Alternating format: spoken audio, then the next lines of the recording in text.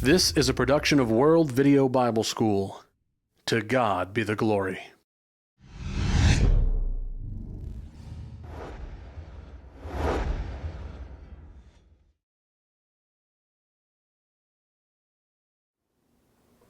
Let's talk about gambling. Is it an innocent pastime? Is it a way to fund education or something that helps our community? Something that you can do just for extra income? Or is it something with far-reaching consequences? Is it merely a recreational activity, or is it a serious moral problem? A man approached me one day and he said, I have a friend who likes to play the lottery. And he said, I was telling him that that's wrong. My friend asked me why. And he said, I got to thinking and I couldn't come up with a single verse in the Bible that addresses it.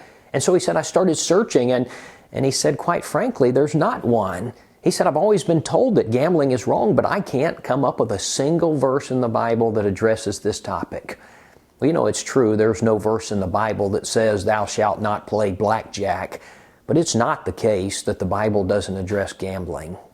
There are a number of biblical principles that come into play to answer this question and that do indeed teach that gambling is wrong.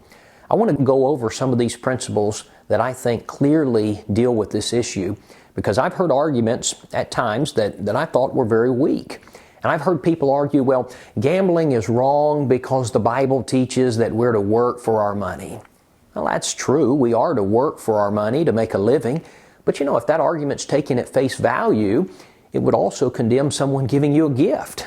But that's not right. We help poor people. We help people in need, but are they wrong because they accept money from a friend or from a church and they didn't work for it? Of course they're not wrong for that. Or someone might say, well, gambling is wrong because of the risk factor. Well, gambling is not wrong because of the risk factor. Risk in and of itself is not wrong. You know, life itself is a risk. When you get in your car and go to work in the morning, you're taking a risk.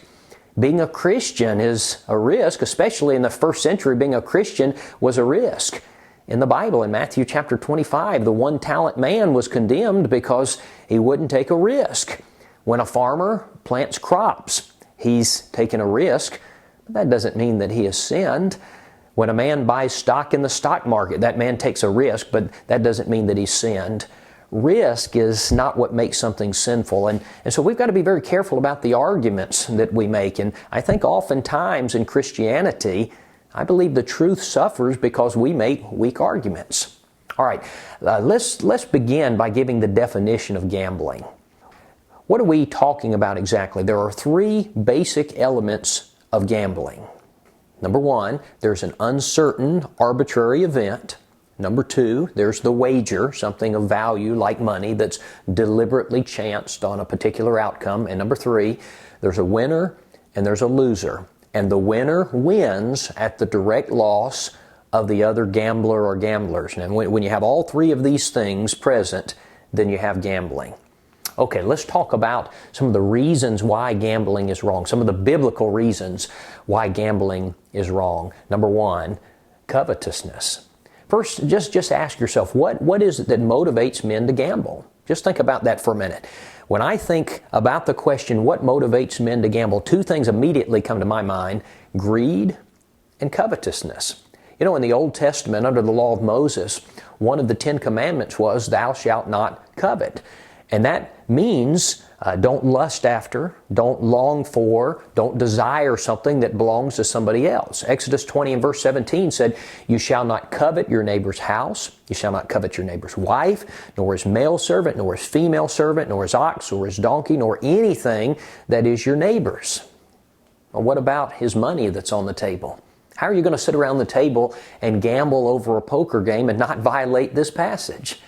In Luke 12:15, Jesus said, take heed and beware of covetousness, for one's life does not consist in the abundance of the things he possesses. Now, why is gambling wrong? Because of what it motivates men to do. Now, here's a second reason. Reason number two, gambling preys on the weaknesses of others.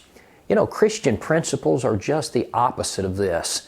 Christian principles teach, as we have opportunity, let us do good unto all men. That's Galatians 6:10. Now, that would involve helping those in need, not taking their money.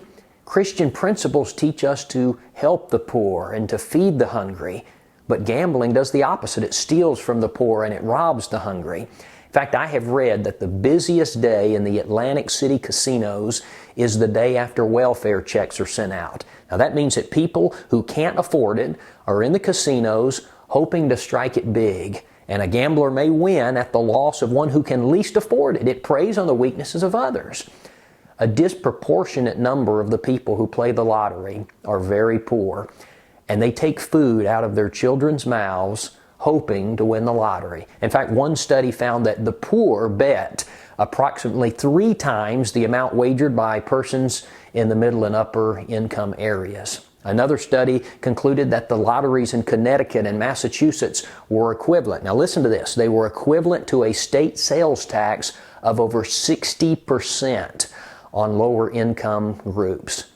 Gambling preys on the weaknesses of people. It profits from the pain of others. It's exactly opposite of what Christianity teaches. Now, reason number 3. Here's a third reason. Gambling is wrong because of what I'm calling the fruit test.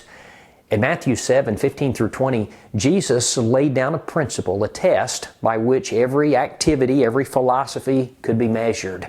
He said, every good tree bears good fruit, but a bad tree bears bad fruit. A good tree cannot bear bad fruit, nor can a bad tree bear good fruit. Now, I know this is written discussing false teachers, but certainly there's a principle here that's true with regard to other activities of life. Now, let's ask this question.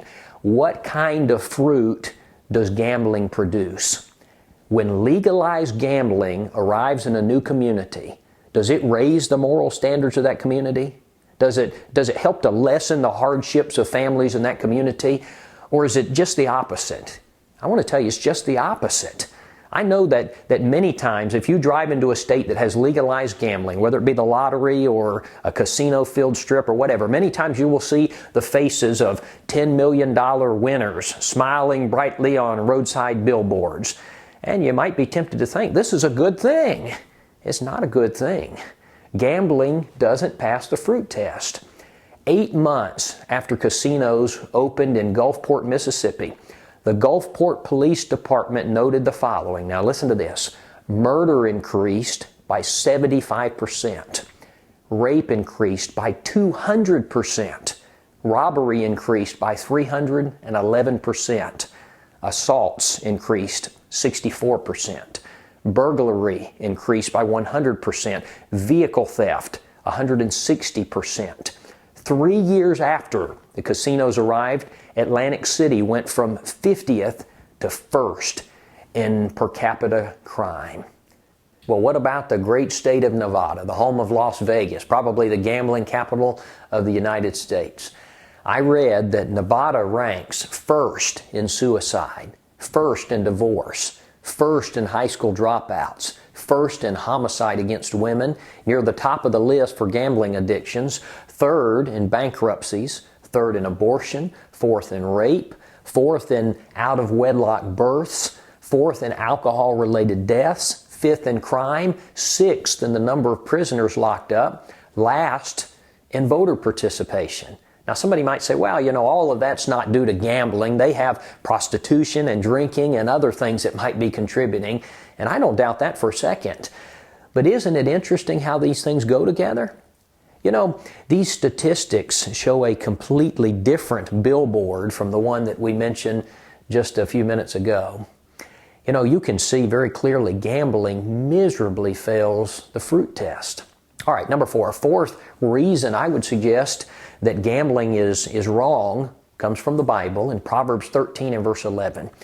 One thing that sometimes people say is there aren't any verses in the Bible dealing with gambling. But there's a very interesting verse in Proverbs 13 and verse 11. Now the King James says it this way, "Wealth gotten by vanity shall be diminished, but he that gathereth by labor shall increase." Now the word vanity here caught my attention because that word means emptiness. It means nothingness. And I thought, wealth gotten by emptiness.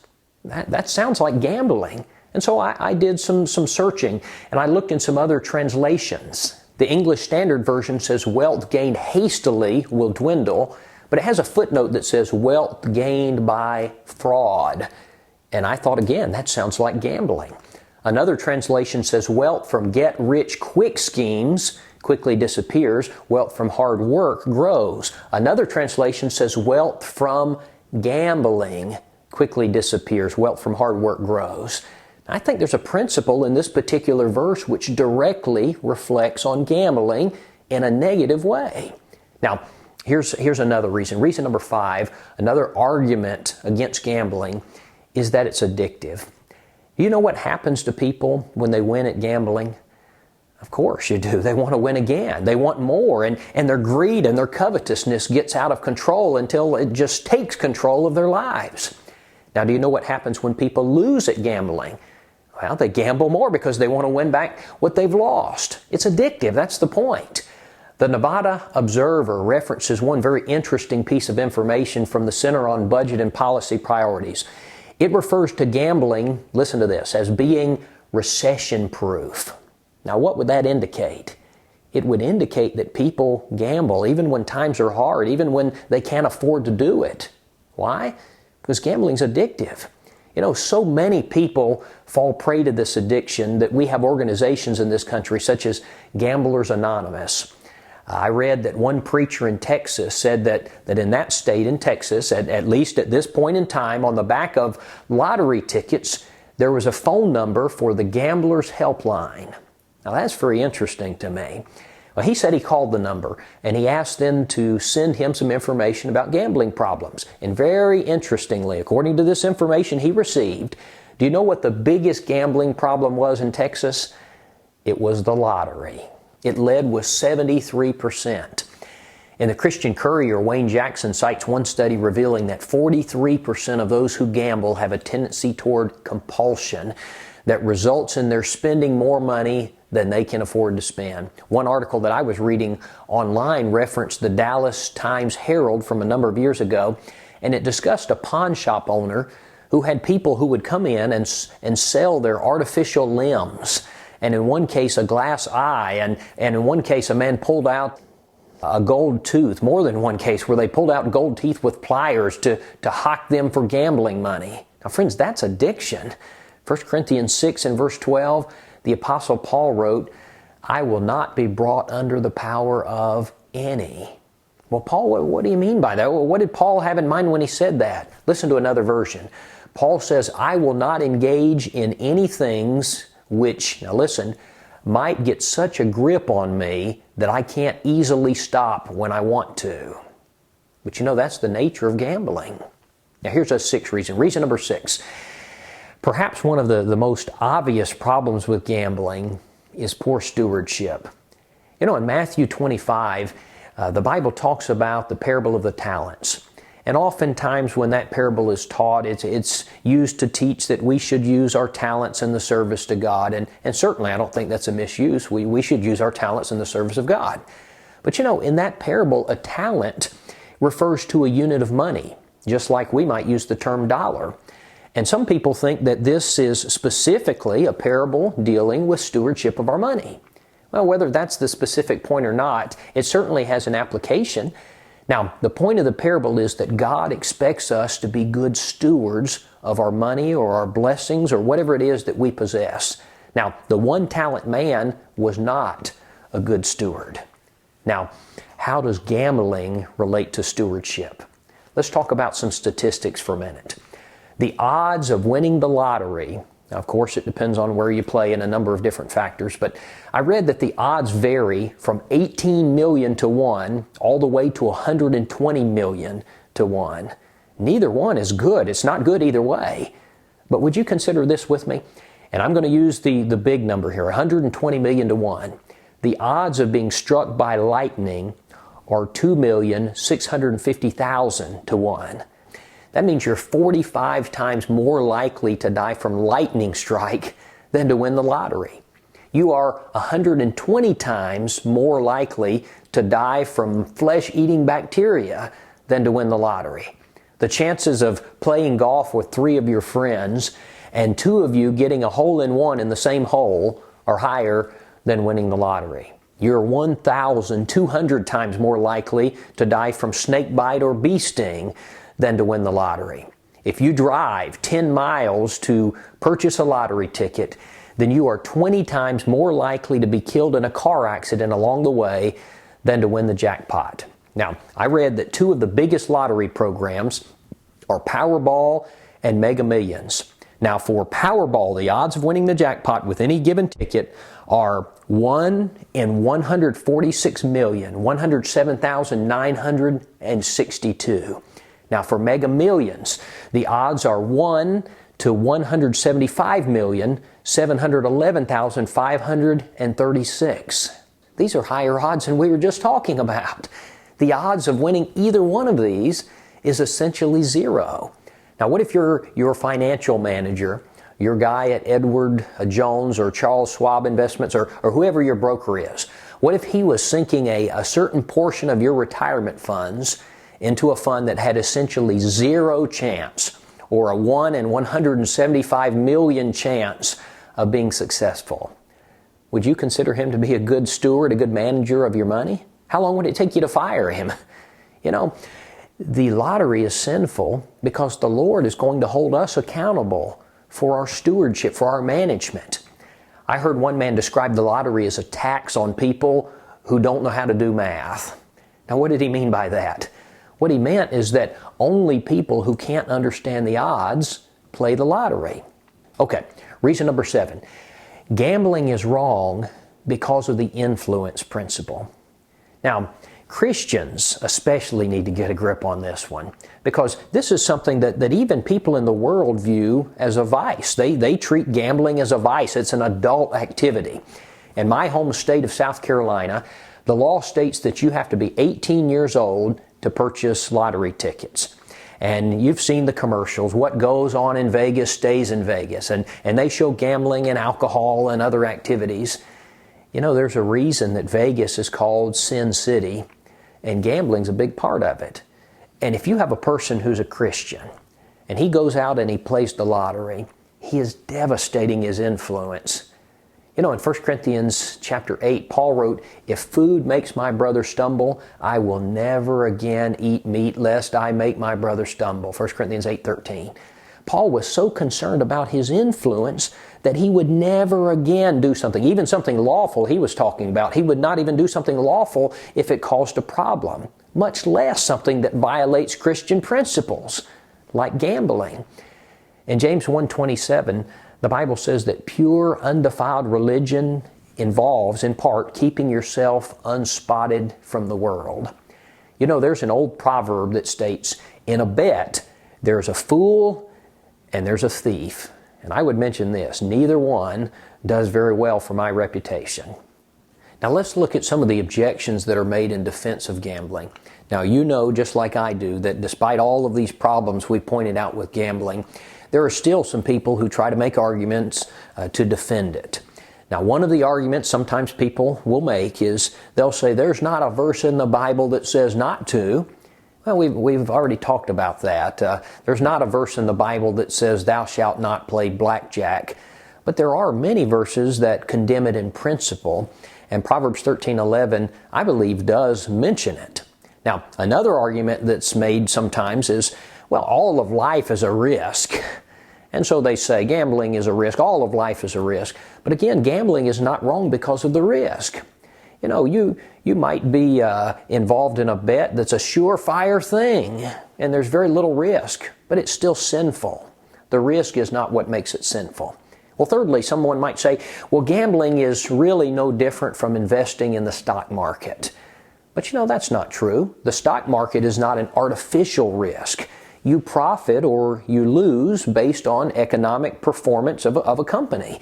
In the stock market, you don't seek to gain at the direct loss of others.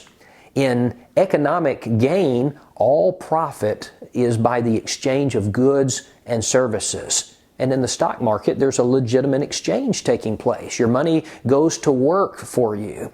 And you're profiting from letting someone else use your money. And that's not a sin. That's an honest economic principle. You can look at Matthew 25:14 through 30 to see the Bible sets forth that principle.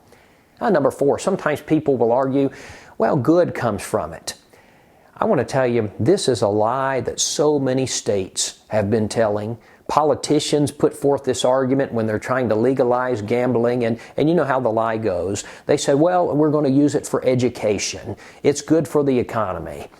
I would first point out this is a favorite argument of the devil. He uses this in so many areas of life. You know, he'll say abortion. We can use it for stem cell research to save lives. Alcohol. He'll say it's got health benefits. It's good for your heart. Gambling. He'll say it's good for the economy and it helps with education. A man named Michael Fitzgerald, who's a columnist for the Stockton, California Record, he deals with this economic argument for gambling, and specifically he's talking about casinos. He says not so. He cites a 1994 study out of the University of Illinois that indicated that the social problems created by gambling addiction, domestic abuse, suicide, crime, indebtedness, etc., outweigh by far any benefits to the community. In fact, the gambling enterprise cost taxpayers $3 for every $1 of state revenue collected. Additionally, a Creighton University study found that counties with casinos have soon doubled the bankruptcy rate of counties without casinos. And so don't buy this benefit argument. According to information on the Nevada Resort Association website from January 2009, over a third of all of the funding for Nevada's public schools came from the gaming industry, gambling. But it's very interesting because when you consult the Nevada Department of Education, you find a different story. Their quick facts guide says that only 15% of the educational funding comes from gambling. You see, the benefit argument is just another carefully crafted lie of the devil. And you know, besides all this, the Bible teaches that it's never right to do wrong. And when Christians start to reason that way, we'll do wrong so that good may come, we really get ourselves into big trouble. Now, a fifth attempt to defend gambling says, well, I only spend $1 a week. I only buy one lottery ticket a week. I'm not wasting that much money. It's a cheap way to have some fun. It gives me something to hope for. You know, if you want something to hope for, then lay up for yourself treasures in heaven, Matthew 6:20. And you know, regardless of what you might say, you are wasting money. $1 a week, that's $52 a year. And for a missionary in Africa, $52 a year could make a lot of difference. And certainly it's the case that you're hurting your influence. You know, it would be hard to turn around when you're standing in line to buy a lottery ticket. It would be hard to turn around and try to talk to the person behind you in line about the gospel. And I would say this. If you think about this, I'm only doing a little bit argument. What if we applied that to other areas? What if I said, well, I only look at a little pornography, or I only use the Lord's name in vain a little bit, or I only cheat on my taxes a little bit? We wouldn't accept that argument. Now, let's answer some questions. First, what about the sweepstakes or door prizes or a company that's, say, giving away something in a drawing? Would it be wrong for me to enter my name in the Publishers Clearinghouse sweepstakes? No, I don't believe that it would be. First, it doesn't fit the definition of gambling. Remember the three basic elements of gambling that we talked about in the beginning of this material? In the sweepstakes, there's no wager. It doesn't cost you anything, and so it doesn't meet the definition of gambling. And the winner doesn't win at the direct loss of the others. What it amounts to is it's a prize, it's a gift. Now someone says, well, what about a cake raffle where they sell tickets at a school and the winner, you buy the tickets and the winner gets a cake? Well, that would be gambling because it does meet the definition of gambling. It's something that a Christian should not participate in. You know, the devil will tell us a lot of lies. He will tell us that it helps schools, it's good for the education, it boosts the economy. But anything that takes from the poor, wreaks havoc on communities, promotes covetousness and addiction, and hurts my reputation as a Christian, that's something that I want no part of. Gambling is a sin any way you roll the dice.